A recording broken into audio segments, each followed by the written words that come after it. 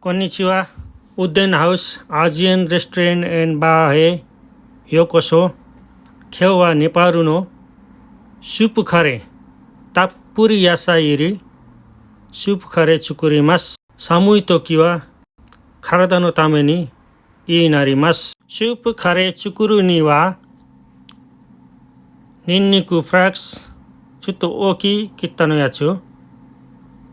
刻んだ生姜、角切り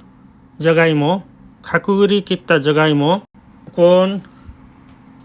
とビーンズ、ブロッコリー、玉ねぎとほうれん草とちょっとお肉、鶏肉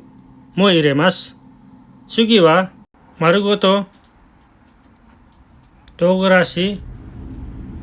クミンシードとコリンダーのシード準備します。熱したフライパンに油入れ、コリンダーシード、クミンシードと丸ごと唐辛子入れ、パラパラになったらニンニク入れ、ちょっと炒めて、次は刻んだジンジャー入れ、角切り切ったじゃがいも入れます。ちょっと炒めます。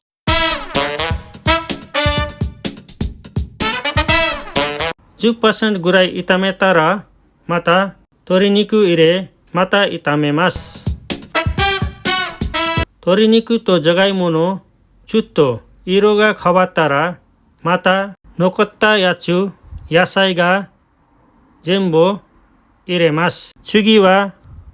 よくミックスやってから炒めます。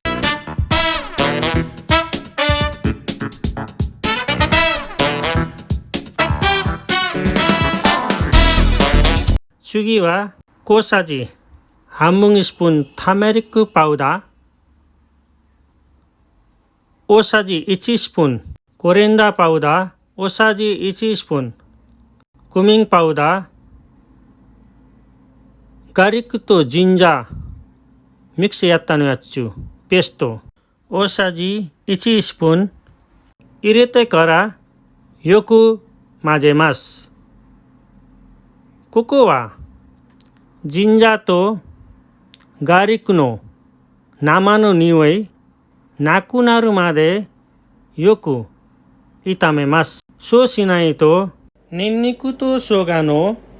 匂いスープに出て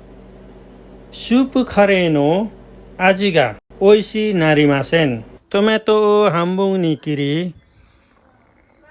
塩を加えて味を整えます。トマトを柔らかくなるまでよくミックスします。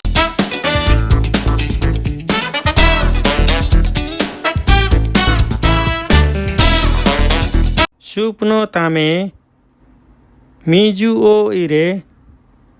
よく混ぜてフライパンに蓋をします。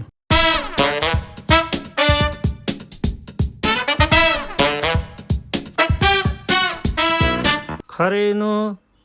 スープがブクブクなったら蓋を開けよくミックスやってギャスが止めます。